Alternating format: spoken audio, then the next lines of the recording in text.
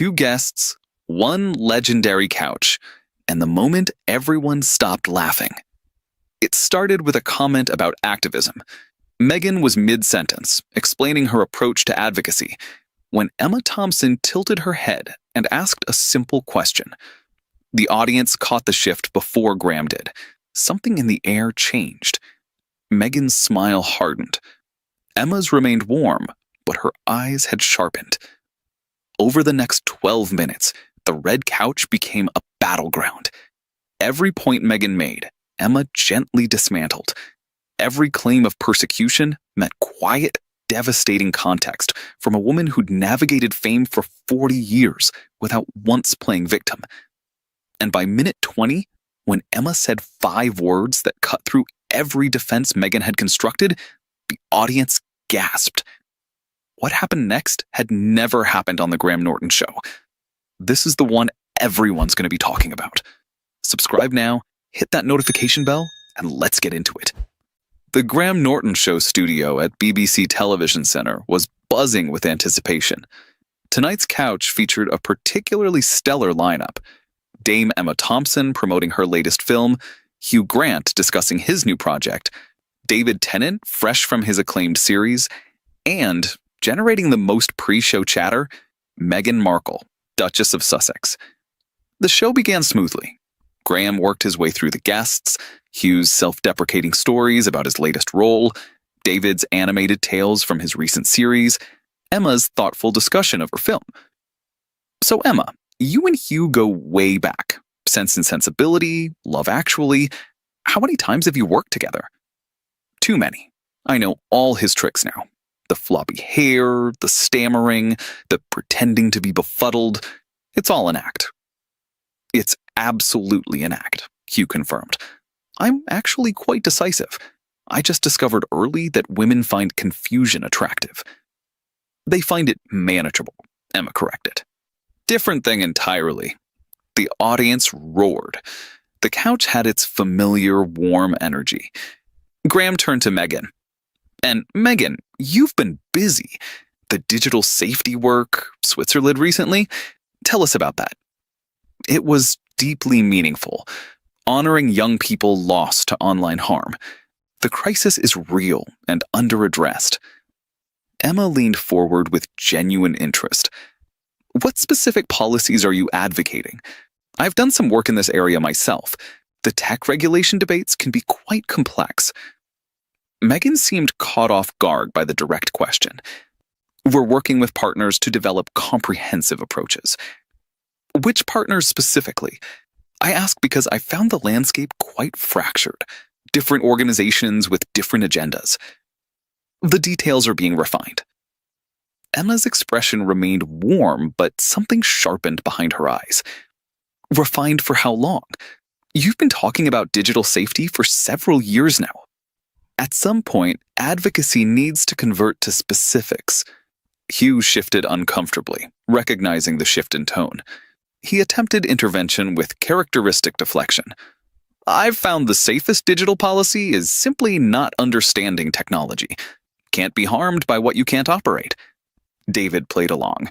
Hugh still uses a flip phone. It's genuinely tragic. It's genuinely liberating. Nobody can reach me. It's bliss. But Meghan hadn't taken the off-ramp. Her posture had stiffened. I have substance, she said, still addressing Emma.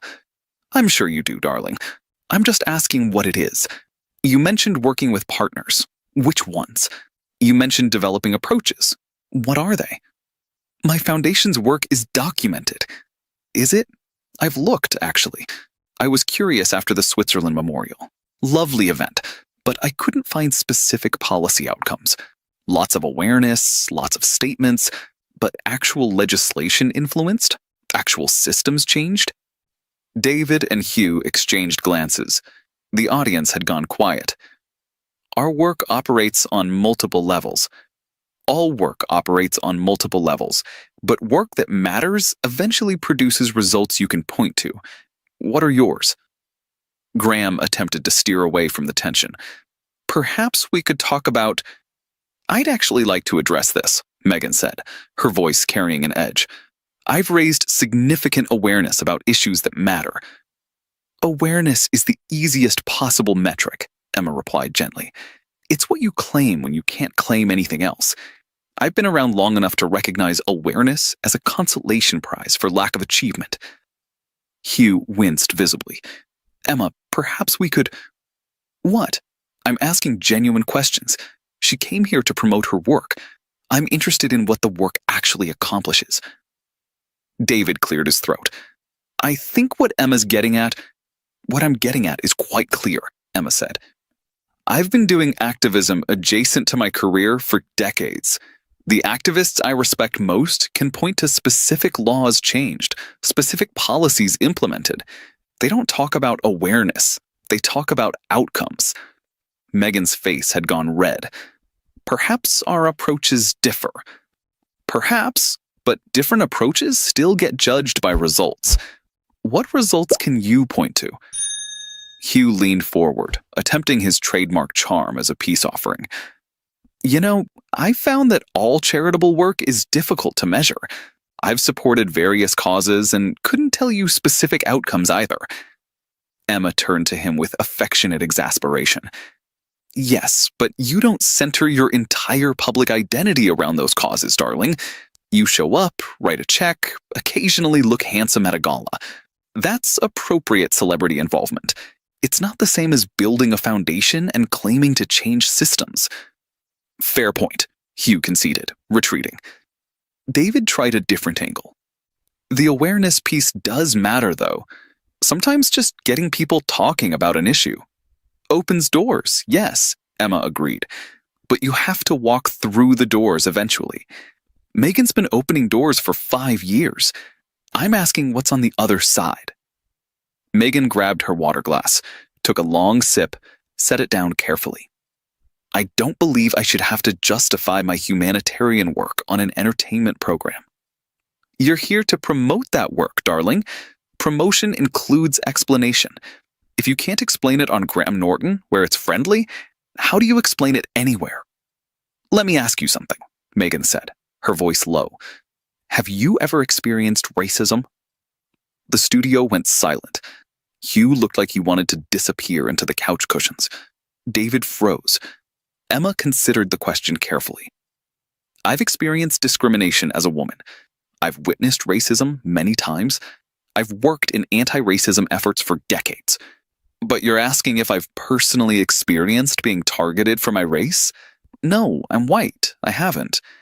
Then perhaps you shouldn't lecture me about what I face. I'm not lecturing you about racism. I'm asking about your foundation's outcomes. Those are different topics.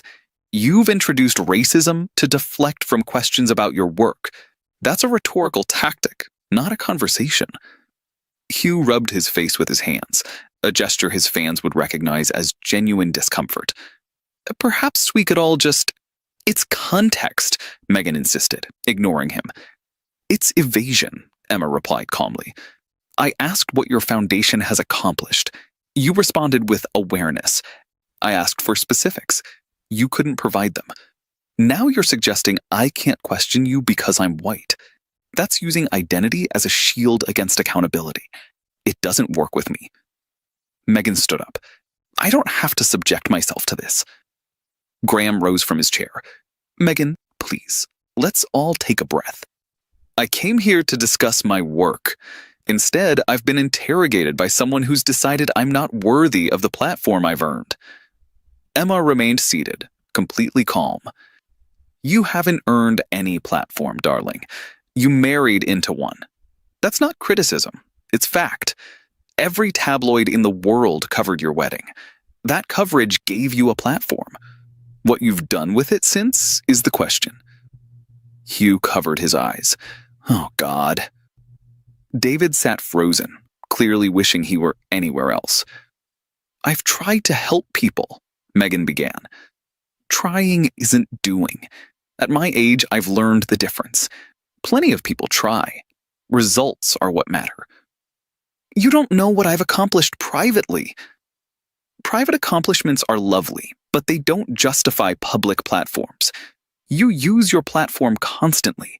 for documentaries, for interviews, for statements. If you can't discuss your work publicly, why do you work publicly? Meghan gathered her purse. This is exactly what I told my team would happen. What did you tell them? That someone might ask you to substantiate your claims? That basic accountability would feel like attack? If so, you were right. And you should ask yourself why that's your expectation. Meghan moved toward the edge of the stage. Hugh stood up instinctively, though it wasn't clear what he intended to do. You're everything they said you were, Meghan said to Emma. Who said what about me? The British establishment. Cold, superior, closed. Emma's smile remained warm. Darling, I've spent 40 years being called too outspoken, too political, too willing to challenge the establishment. They don't claim me. I'm simply someone who asks questions. If that feels like the establishment to you, perhaps examine how you've defined yourself against everyone who doesn't simply agree with you. Meghan walked off. The studio door closed behind her. The remaining guests sat in stunned silence. Hugh was the first to speak. Well, that's certainly never happened when I've been on. Has that ever happened at all? David asked Graham, genuinely bewildered. Never. Not in all the years I've done this show. Emma sighed. I feel rather terrible. I wasn't trying to chase her off. I was genuinely curious. Your genuine curiosity is rather more intense than most people's, Hugh observed. I've known you for 30 years. It still frightens me occasionally. Graham took a breath, attempting to restore some normalcy. We should probably acknowledge what just happened before we try to continue. Emma nodded. I asked a guest to describe her foundation's accomplishments. She couldn't. I asked about specific policies she supports. She couldn't name them. I asked what results she could point to. She talked about awareness. When pressed for anything concrete, she accused me of racism-adjacent criticism and left. Hugh shook his head slowly. The thing is, those were perfectly reasonable questions. I've been asked far worse by actual journalists. I once had someone ask me if my entire career was based on playing the same character repeatedly. They weren't wrong, by the way. I've been asked if Doctor Who ruined my potential for serious work, David added, while I was promoting serious work. Questions can be uncomfortable and still be fair. That's exactly the point, Emma said. Uncomfortable isn't unfair. I've faced questions about every project I've ever done. Some were hostile. Most weren't. Knowing the difference matters. Graham turned to camera. We're going to take a brief break. When we come back, we'll continue with our remaining guests and try to recover some sense of whatever this was before it went sideways. During the commercial break, the couch processed what had occurred. Should I not have pushed? Emma asked. Hugh shook his head. You asked about her work. That's what interviews are for. David leaned forward. What struck me was how fast it escalated. You asked about partners. That's a friendly question. And suddenly we were discussing racism and privilege. It's a technique, Emma observed. When you can't answer substantive questions, you reframe them as attacks on your identity. Then the questioner becomes the villain, and you escape accountability. Does it work? Graham asked. It works on people afraid of being called racist. It doesn't work on people who know they're not. Hugh laughed despite himself. Emma Thompson, afraid of being called things. The woman who told Harvey Weinstein to his face that we don't need to revisit that. We absolutely need to revisit that. When they returned from break, Graham addressed the audience directly. We've just experienced something unprecedented in the history of this show. A guest walked off mid-taping. I want to be clear that Dame Emma Thompson conducted herself entirely appropriately. She asked questions about work that was being promoted. The questions were fair. The departure was unexpected. Emma nodded. I've been on this couch many times. I faced difficult questions. I've laughed at myself. I've admitted failures. That's what the couch is for, being human. What I witnessed was someone unable or unwilling to be human, just performance all the way down. Hugh leaned back thoughtfully. You know what strikes me? We've all done press for projects that didn't work. Films that flopped, shows that got canceled. We answer questions about them anyway, because that's the job. David agreed. I did press for a project once where I knew halfway through the interview it was terrible. Still answered questions. Still tried to find something genuine to say. That's what professionalism means. Exactly, Emma said. The willingness to engage even when engagement is uncomfortable. That's what separates people who do real work from people who perform working. The footage aired that Friday night. BBC made no edits. The clips that spread captured the contrast in devastating clarity. Awareness is the easiest possible metric. It's what you claim when you can't claim anything else. You haven't earned any platform, darling. You married into one. Using identity as a shield against accountability doesn't work with me. If questions feel like attacks, the problem isn't the questions. Hugh's reaction shots became memes, his visible discomfort capturing what everyone at home was feeling. David's frozen bewilderment similarly spread, a perfect representation of the audience's shock. Meghan's team released a statement calling the appearance an orchestrated ambush by establishment figures protecting institutional interests. Emma responded through Twitter with characteristic brevity. I asked about policy outcomes and foundation accomplishments. Those are progressive questions. They're the questions any serious progressive would ask before supporting a cause. The inability to answer them isn't my ambush, it's her limitation. Hugh added his own statement, rare for him. I was there. I saw what happened. Emma asked fair questions. The escalation came entirely from one side. I've known Emma for 30 years. She's many things, but an establishment figure protecting institutional interests isn't one of them. Graham addressed it on the following week's show. Last week's program generated significant discussion. I've hosted the show for over 20 years. I've never had a guest walk off because another guest asked them to explain their work. Emma asked fair questions. Meghan couldn't answer them. That's the full story. Calling it an ambush is redefining ambush to mean accountability I didn't want. He paused, then smiled. Also, if Emma Thompson, Hugh Grant, and David Tennant constitute the establishment, then the establishment has become significantly more entertaining than I remembered. The audience laughed.